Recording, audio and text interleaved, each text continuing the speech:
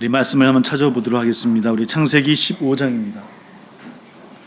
창세기 15장 13절부터 15절 말씀.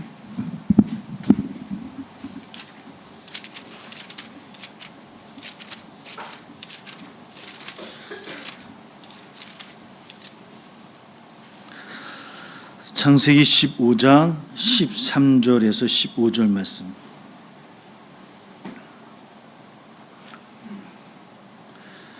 같이 함께 봉독합니다. 13절에서 15절 같이 시작. 여호와께서 아브라함에게 이르시되 너는 반드시 알라. 네 자손이 이방에서 객이 되어 그들을 섬기겠고 그들은 400년 동안 네 자손을 괴롭히리니 그들이 섬기는 나라를 내가 징벌할지며 그 외 네 자손이 큰 재물을 이끌고 나오리라.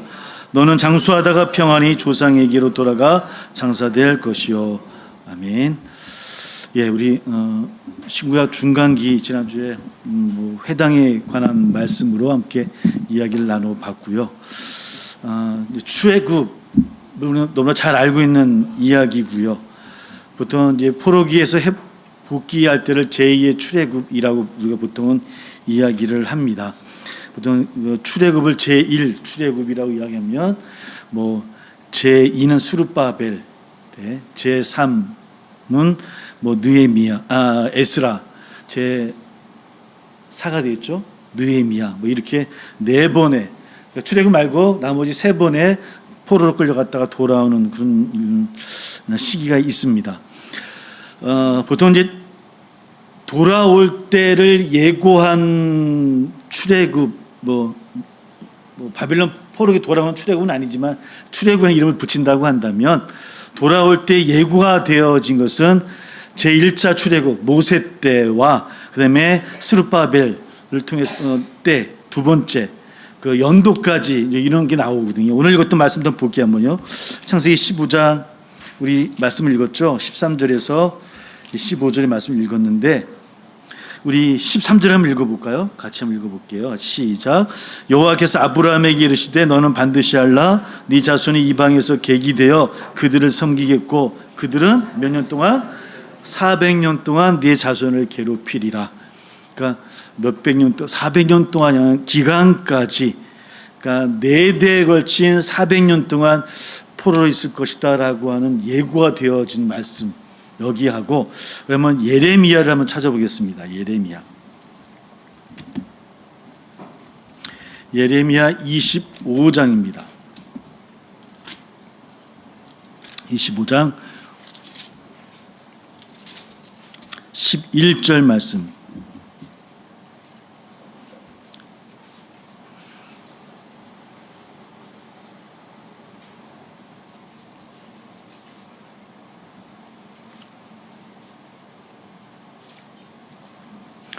예레미야 25장 11절 12절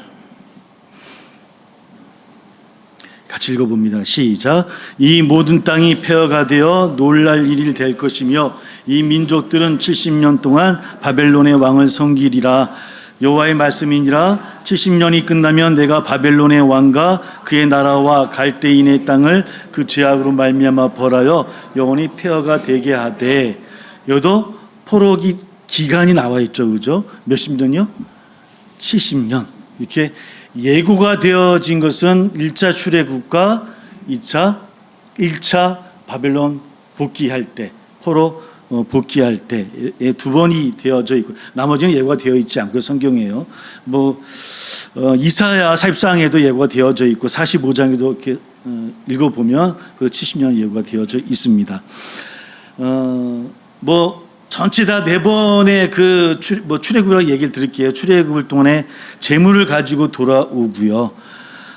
당연히 그가 하나님의 역사 또 제국 왕의 해방 선포되어짐.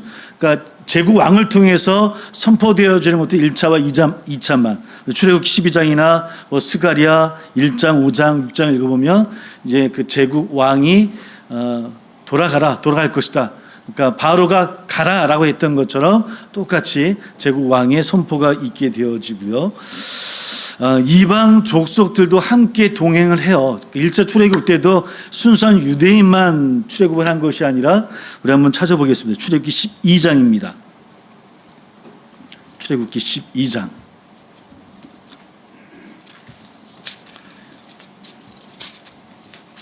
12장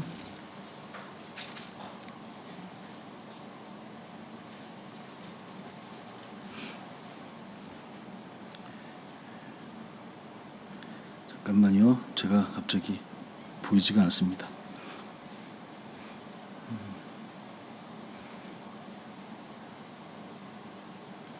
예, 제가 좀 찾아볼게요. 제가 좀 잘못 찾아놓은 것 같아요. 예, 출애굽기 12장 저는 38절 38절 맞네요. 예. 38절 같이 한번 읽어보겠습니다. 12장 38절 시작. 수많은 잡족과 양과 소와 심이 많은 가축이 그들과 함께 하였으며, 예.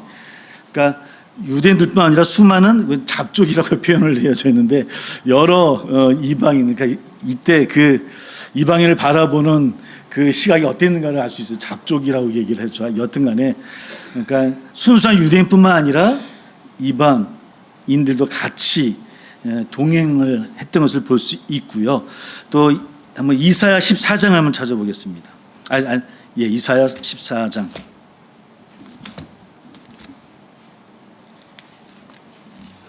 14장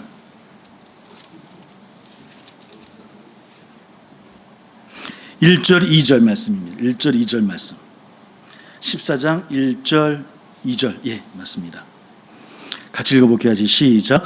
여호와께서 야곱을 긍휼히 여기시며 이스라엘을 다시 택하여 그들의 땅에 두시리니 나그네 된 자가 야곱 족속과 연합하여 그들에게 예속될 것이며 민족들이 그들을 데리고 그들의 본토에 돌아오리니 이스라엘 족속이 여호와의 땅에서 그들을 얻어 노비로 삼겠고 전에 자기를 사로잡던 자들을 사로잡고 자기를 압제하던 자들을 주관하리라. 예, 나그된 자들도 함께 돌아온다라고. 근데 그 나그네들이 어떻게 된다고요? 노비로 삼고 이런 얘기 나와요, 그렇죠? 그러니까 유대인들이 포로기에서 다시 돌아올 때도 유대인들만 온 것은 아니라 그 안에 같이 결혼을 했든지 같이 종교를 갖게 됐든지 이렇게 해서 같이 돌아오는 족속들이 있었다라고 하는 것이죠, 그렇죠? 그러니까 이런 이야기는 무슨 이야기냐면 1차 출애굽도 마찬가지고 2차 출애굽 2, 3차도 마찬가지고 하나님 나라를 이뤄나가는 하나님의 그 역사를 기록하는 책인데 하나님 나라는 유대인 나라가 아니라는 거예요. 모든 족속이 함께하는 나라, 모든 민족이 포함되어지고 있다라고 하는 것을 성경은 계속해서 강조하고 이야기를 해요. 그럼에도 불구하고 이사야에서는 이스라엘 통해서 모든 만민에게 선포해야 될 족속으로 선택되어졌다라는 기록도 있음에도 불구하고 유대인들은 계속 그들 자신만이 구원받을 존재라고 믿는 거죠. 주님 오실 때까지, 주님이 그 복음을 전할 때까지 그것을 그들이 깨닫지 못하고 있었다라고 하는 것이 이제 성경의 기록이기도 하고요. 그러나 구약에서부터 하나님은 계속해서 하나님 나라는 유대인 나라가 아니다라는 거예요.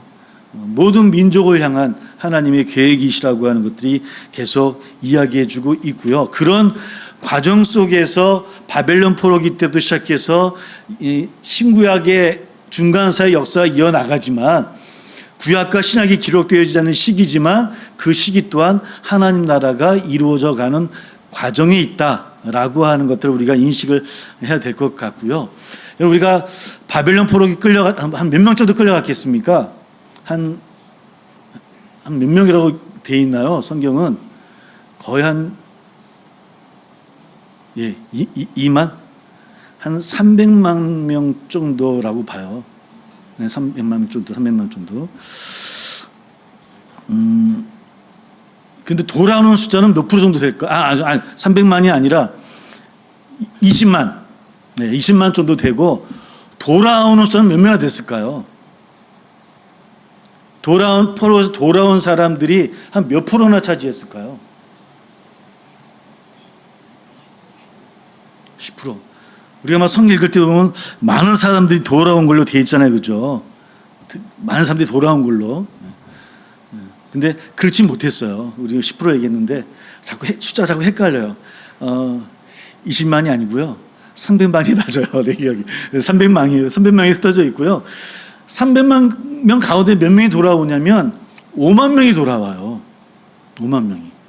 그러니까 포로기에 다시 돌아와서 예루살렘을 회복하고 막 그 성전을 회복하려고 했던 인원은 사실은 많지는 않아요. 많지는 않아요. 근데 그들 동안 또 뭐 많은 과정을 거치게 되어지지만 3차에 걸쳐서 귀환한 유대인의 숫자는 한 5만 명 정도 되어지고 나머지 뭐 좀 늘어났겠죠. 그죠? 자녀들 뭐 태어났을 것이고 한 70년이라는 세월이 있었으니까. 그리고 한 300만 명 정도의 유대인들이 뭐 바벨론뿐만 아니라 그 후에 여러 유럽 국가를 흩어지게 되어져요. 흩어져서 페르시아 그 지역에 이제 남게 되어져요. 그러니까 귀환하지 아니하고 남게 되어져요. 남은 자의 이야기가 우리 잘 알고 있는 성경에서 누가 있을까요? 다니엘, 에스더, 모르드게 이런 위인들이 바로 그 남아있는 사람들의 이야기인 거예요. 그러니까 이스라엘 돌아와서 거기서만 하나님의 역사가 이루어진 것이 아니라 남은 자들을 통해서도 하나님의 역사는 이루어져 있고 그것을 통해서 하나님의 복음의 전파가 준비되어지는 역사가 있었다라고 하는 것, 이런 것들이 중간기 때 이루어졌다라고 하는 것이죠. 당연히 돌아온 사람들은 어떤 것을 원하겠습니까? 일단 이스라엘의 회복이에요. 그렇죠? 이스라엘 회복에는 그 중심에 뭐가 있는 거예요? 성전이 중심이 있어요. 성전의 회복은 곧 뭐의 회복이냐면 율법의 회복이에요. 율법의 회복. 율법의 회복되어지는 나라는 어떤 나라? 하나님이 다스리는 나라라고 믿는 그것이 유대인들이란 말이에요. 그래서 귀환한 사람들이 갖고 있는 생각들은 우리가 예루살렘으로 돌아가서 성전과 벽을 쌓고 성전을 회복해서 율법을 다시 일으켜야 된다. 율법의 나라가 되어야 된다. 율법의 나라가 되어져야만 하나님 안에서의 안식을 취할 수 있다. 그것이 곧 하나님 나라야. 이런 꿈을 가지고 5만 명이 되는 사람들이 누가 있었습니까? 우리 에스라라든지 느헤미야를 통해서 복귀를 해서 회복을 시작하는 거죠. 물론 그 과정도 여러 가지 어려운 과정들과 시행착오도 있고 또 부패하고 또 부조리들이 많이 있었죠. 그런 과정을 거치게 되어지고요. 그것이 본토로 돌아간 사람들의 소망이었다고 한다면 남겨진 이들에게도 하나님의 섭리가 있었다라고 하는 거예요. 에스겔에서도 말씀하셨듯이 내가 너희에게도 함께하게 놀아가신 하나님의 선포가 있었던 것처럼 페르시아 전역에 300만 명 가까운 사람들이 남아 있었고요. 그들이 그냥 이방인의 모습으로 살아간 것이 아니라 하나님의 백성으로 살아가면서 하나님을 전파하고 하나님이 그곳에도 하나님께서 영광을 받을 수 있도록 하는 그런 삶을 살았던 사람들이 귀환하지 않았던 사람들이라고 하는 거예요. 그 삶을 한 표본으로 보여준 이야기가 다니엘의 이야기고 에스더의 이야기고 모르드게의 이야기인 거예요. 돌아가지 못했지만 그곳에서도 하나님의 백성으로 내가 살아가고 있다라고 하는 것. 그러므로 그 안에서도 하나님 나라를 이루어 나가는 하나님 역사는 계속해서 나가고 있었다라고 하는 이런 일들이 있었다고 하는 것이죠. 그러니까 유대인들은 성전에 하나님이 임재하시고 성전 중심의 삶을 살아야 하나님이 우리를 돌보신다라고 하는 그런 신앙관이 있었다고 한다면 남아있던 사람들에게는 그것이 어디든지 그곳에서 하나님의 사랑으로 살아간다고 한다면 그곳에서도 하나님은 우리를 보호하시는구나 라는 신앙이 그들 가운데 자리 잡게 되어지더라는 겁니다. 그런 것들이 우리 지금 했던 것처럼 해당의 그런 성경의 가르침과 말씀을 통해서 점점 전파되어지겠죠. 그죠? 그 삶을 통해서 그 이방 나라에서도 하나님 영광을 드러내는 삶을 살아갔던 사람들, 그런 모습이 중간기를 통해서 그 역사가 계속해서 이루어져 나가고 있다라고 하는 것이죠. 그 사람들은 어떤 시대를 거쳐 나갔겠습니까? 그 남아있던 사람들은 바벨론을 포로기에 있었고, 바벨론 다음에 누구였습니까? 누가였었죠? 헬라의 시대를 지나가고, 로마 시대, 헬라와 로마 시대가 중간기잖아요. 그죠? 중간기예요. 그러니까 그 시대를 지나가면서도 끊어진 자들이 아니라 점점 그런 하나님의 사람으로 살아가면서 그 사람들이 나중에 어떻게 변하냐면 우리가 알고 있는 가끔 들었던 헬라파 유대인들이 되어지는 거예요. 헬라파 유대인. 근데 헬라파 유대인이 왜 중요하냐면 초기 교회가 복음이 전파되어지고 세계로 뻗어나가는데 가장 큰 역할을 한 분들이 바로 헬라파 유대인들이었다고 하는 거예요.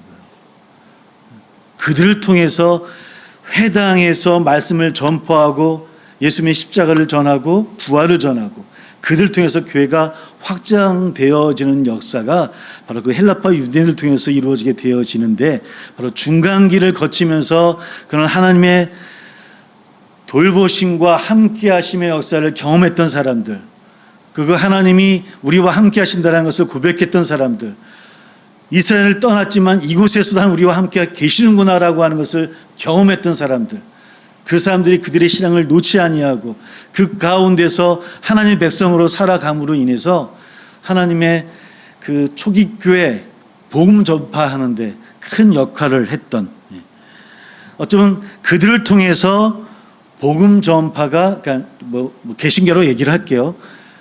예수님의 복음이 전파되어지는 준비가 되어졌다라고 하는 거죠. 이것이 중간기의 역할이에요. 끊어지지 아니하는. 그러니까 십자가 사건 이후에 본토에 있었던 기독교인들, 11사도를 통해서 12사도 되어지죠. 그를 통해서도 말씀을 전파되지만 어떤 한계가 있었고요. 그죠?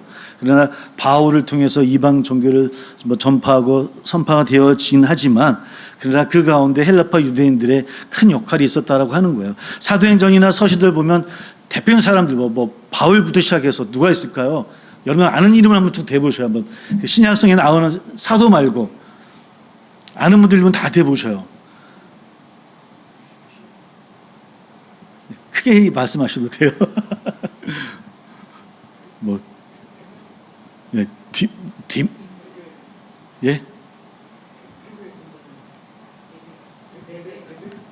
예. 예. 그리고 또 누가 있을까요? 아굴라. 예. 브리스길라와 아굴라. 또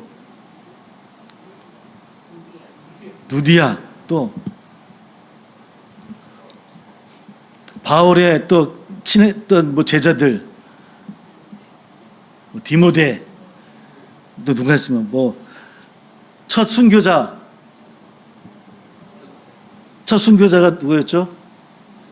스데반, 또 오네시모, 바나바, 이런 분들, 우리가 알고 있는 이름들, 신약에 나오는 이름들, 그분들이 헬라파 유대인들이에요. 그러니까 초기 교회 복음 전파 가장 큰 역할을 한 사람들은 헬라파 유대인들인 거예요. 이들이 없었다고 한다면 초기 교회 형성도 어려웠던 거예요. 이들이 각 지역 해당에서 말씀을 전파하고 성경을 가르치는 그런 공부를 통해서 또 그런 위치에 있는 사람들이었고 또 그런 또 있었던 부자들이었었고 이런 사람들이 기반이 되어져서 그들에게 복음이 전파되어짐으로 인해서 그래도 요즘 말로 하면 좀 쉽게 어렵지 않게 그 말씀이 전파되어지는 역사가 일어날 수 있었다라고 하는 것이죠. 그 디아스포라 유대인이라고 이야기하기도 하고 헬라파 유대인으로 이야기하기도 하고 그래서 가는 곳마다 지난주처럼 뭘 지었다고요? 회당을 지어요. 회당을 지어서 말씀을 가리켜요. 그곳에서 기도도 해요. 금식도 해요. 예배도 드려요. 제사가 사라졌지만 예배하면 그런 것도 들어요. 그런 경건한 사람들을 통해서 이방인들도 유대교를 알게 되어지고 경건한 이방인들도 그 회당 안에 들어와요. 그러면서 그 회당이 초대교회의 중요한 역할을 하게 되어지는 거예요. 그러니까 쉽게 얘기하면 차려진 밥상을 준비해 놓으신 거예요. 어느 시기에? 중간기에. 그러니까 그때는 끊어진 시기가 아니라 바로 이어져 나가는 그런 시기였다라고 하는 것이죠.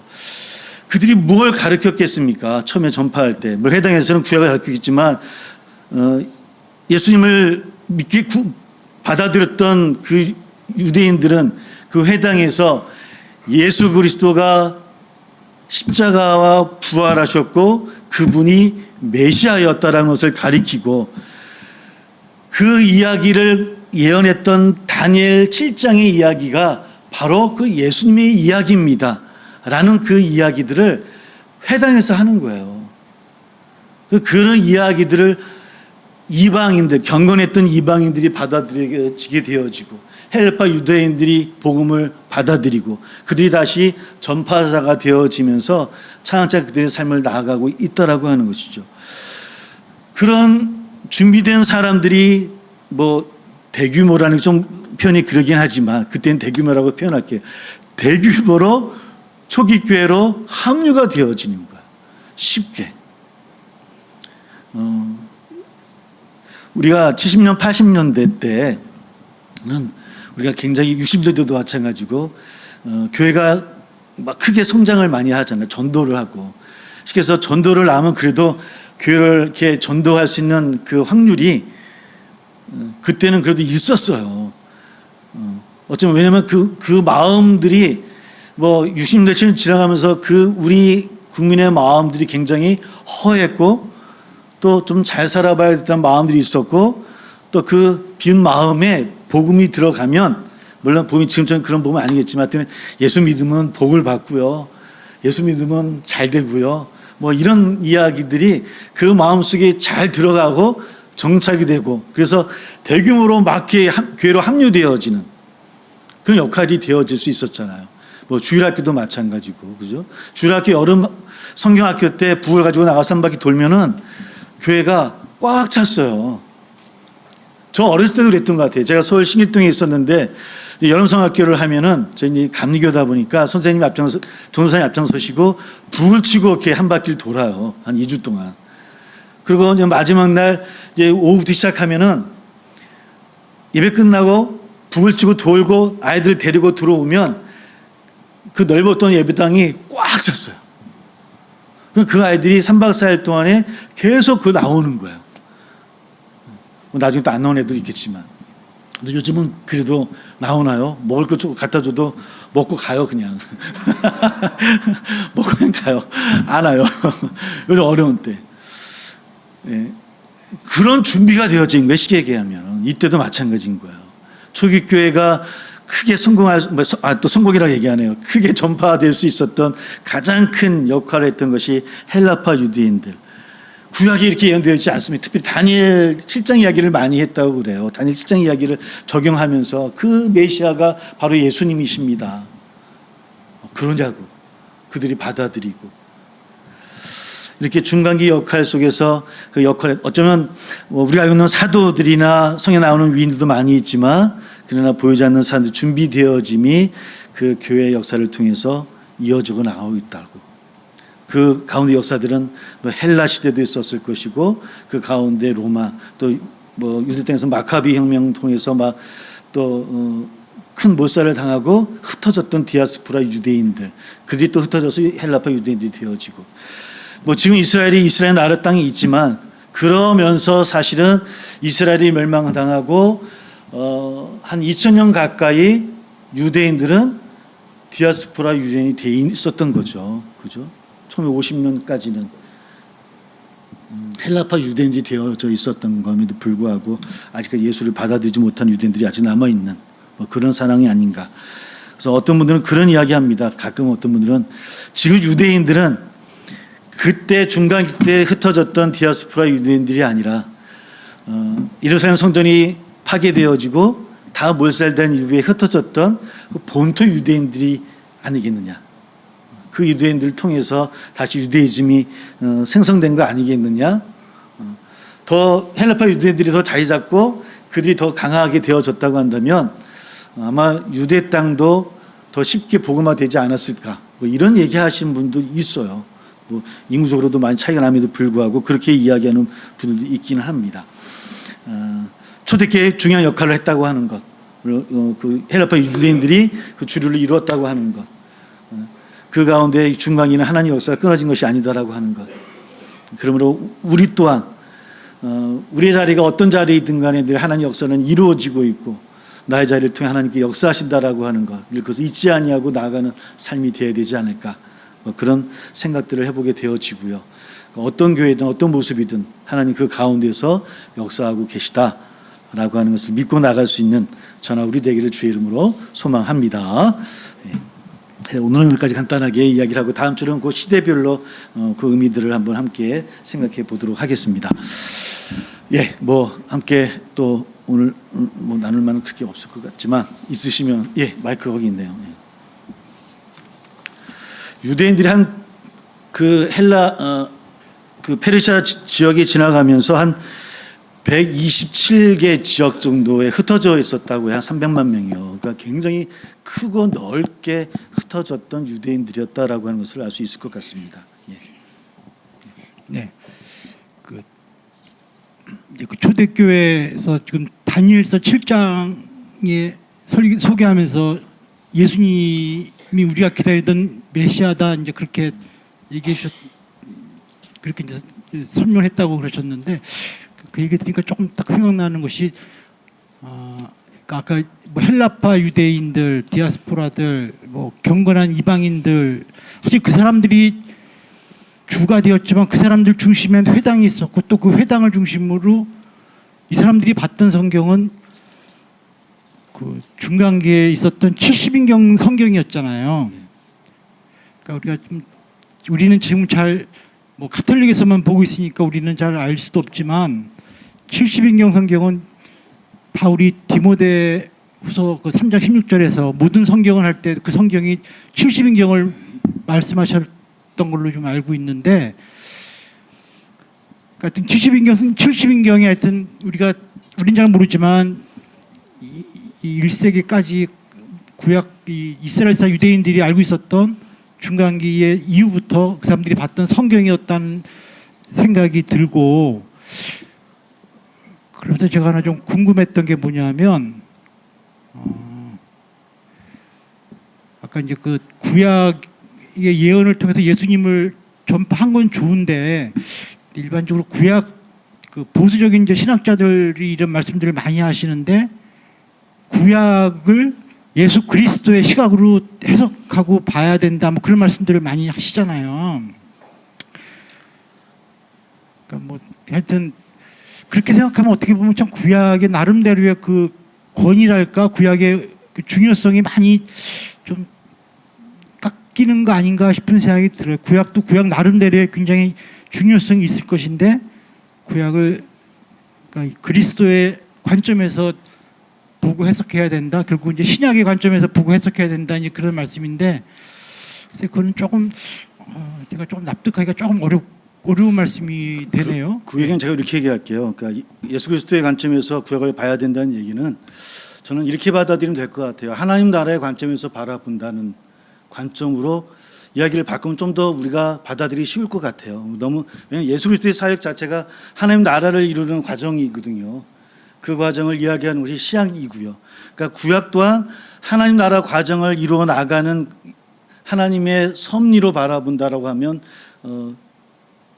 그게 우리가 받아들이기 부담스럽지 않냐. 워낙 우리가 예수님하고 예수님의 눈으로만 구약을 봐야 된다라고 이야기하니까 아브라함도 예수님 눈으로 봐야 되고 이스라엘 역사 눈으로 봐야 되니까 부담스럽지만 그냥 하나님 나라라고 하는 하나님의 역사의 관점에서 바라보면 되지 않을까? 좀 단어를 좀 바꾸면 더 좋지 않을까? 좀 그렇게 보는 놈이 더 맞다라고 봐요. 오늘 예수 그리스도 자체가 하나님 나라를 이름이거든요. 사실은. 그러니까 우리가 너무 지금 하나님 나라라고 하는 전체적인 하나님의 섭리를 놓쳐요. 자꾸 예수를 믿으면 구원받을 수 있어 라고 하는 그래서 예수만 믿으면 돼. 오직 예수 이름으로만 돼. 나 보니까 그냥 예수에만 우리가 집중되어져 있거든요. 근데 사실 예수님이 하나님 나라예요. 그 나라를 이루어 나가는 게 신약의 이야기고 그 이야기는 창세기 때부터 이루어져 나가는 하나님의 큰 섭리 그림이고요. 그렇게 보면 되지 않을까? 저는 그렇게 얘기하고 싶어요. 그 문제는. 예, 또 뭐. 예. 그리고 그 잡은 김에 그 창세기 12장부터 이제 하나님이 아브라함을 부르셔서 이제 말씀을 하시잖아요. 그러면서 12장 시작하시면서 네가 너를 통해 많이 복을 받을 것이다, 이제 그런 말씀도 나오고, 또 신약에 보면 네 씨를 통해서 만인이 복을 받을 것이다, 이제 말씀도 나오는데, 그러니까 너를 통해서든 네 씨를 통해서든 복을 받을 것인데 그 대상이 천하 만민이라고 표현을 해요. 이스라엘이 아니고 천하 예.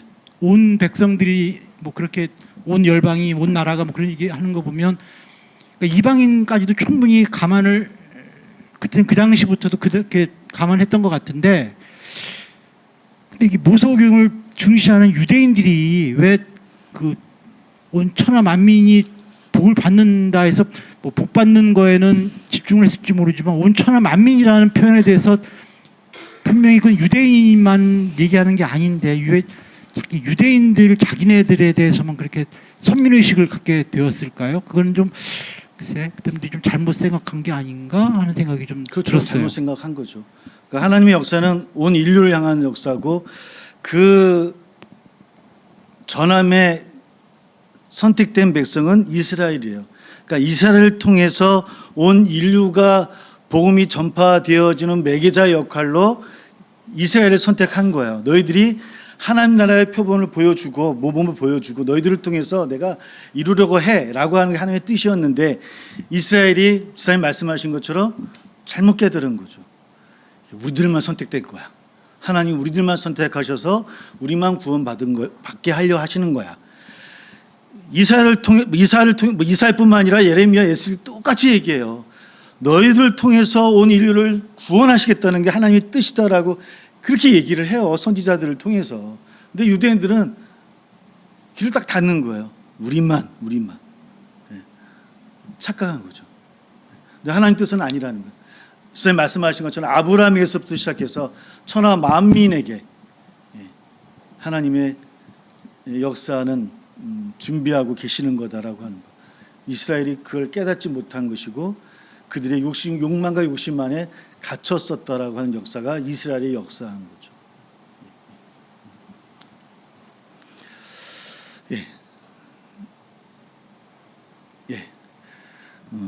없으시면 우리 또한 헬라파 유대인들 언어적으로 문화적으로 굉장히 이지감이 없는 하나의 그 헬라파 유대인들을 준비시켜서 초대교회를 성장시켰었던 것처럼 또 우리들을 통해서도 하나님의 놀라운 하나님 나라가 이루어져가는 일들이 많이 이루어지기를 소망합니다.